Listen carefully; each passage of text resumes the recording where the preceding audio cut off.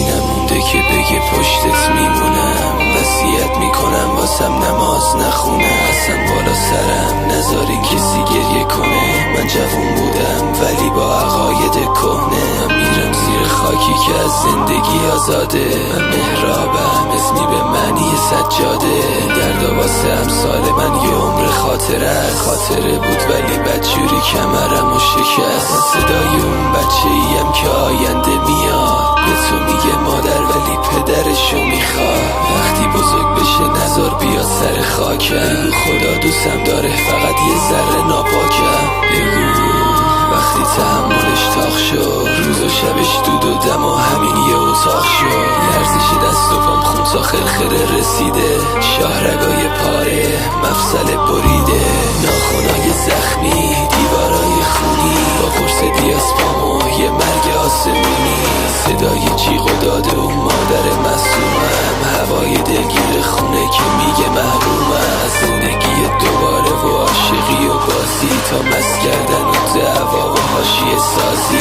زلفه های خونی یا حلقه تو دستم، ریه های داغون چه کاری بده دستم. پشتم پر از قرص و روی سگم بالا اومد، این دفعه تیغ کم آورده جلو رگام زارو زد. این دفعه نشکی بریز و نسیاهی بپوش، فقط یه وصیت تابوت منو بگیر بدون. میخوام واسه آخرین بار بالا سرت باشدش، دفنم میکنن خاک زیر پاشم. این آسمون به خاطر من خون گریه کرده، امروزم و کشتم به امید فردا.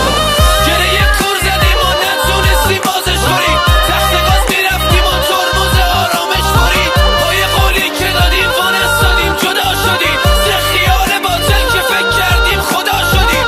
یه روزی یه جا میبینمت که تنها نیستی، رفیقم کنارته ولی تو خوشبخت نیستی.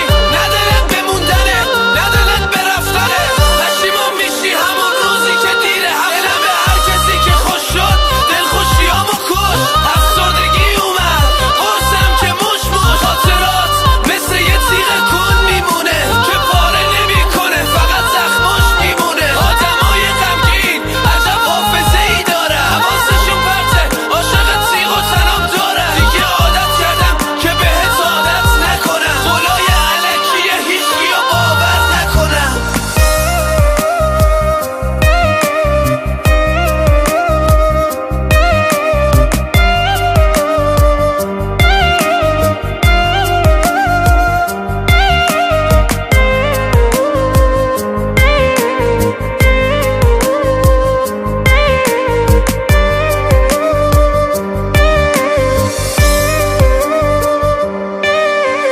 میگرن گرفتم شنیدی، امشب حالم خرابه از اون حالایی که دیدی. بد خوب میاد جلو چشم، فقط اینو موندم تو چرا از من بریدی. تو آفتاب من بودی منم درخت بی سایه، ما خونه یکی بودی چطوری همسایه. تو همسایه من بودی همسایه بودی، این همسایه هنوز رود غیرت داره ها. اسم همسایه به خدا حرمت داره ها. تو بی حرمتم نکن دستامو ول نکن، تنهایی یعنی با بغض بخوابی، یعنی عکسشو میبینی زیر پتو دوباره گریت بگیره، دوباره بیتابی، یعنی دستاتو روی عکساش بسابی، دوباره بیخوابی دوباره بیخوابی. این سردردای مدام انگار نداره هیچ راهی. حرمت این مرد دوست داشتی چی شد، حالا واسد یه آدم غربتی شدم. غیرتی دوست داشتی قیمتی نبودی که بخوام سر غیرتی بشم. یه وقتایی میشه که یه چیزی سهمت نیست، درست مثل دستام که دیگه تو دستت نیست. حتی خودم تو رو از یاد میبره، انگشت اشارشم دیگه به سمتت نیست. بعدی بمون بذار مردم بخندن به اشکام، بذار با حرص بخندن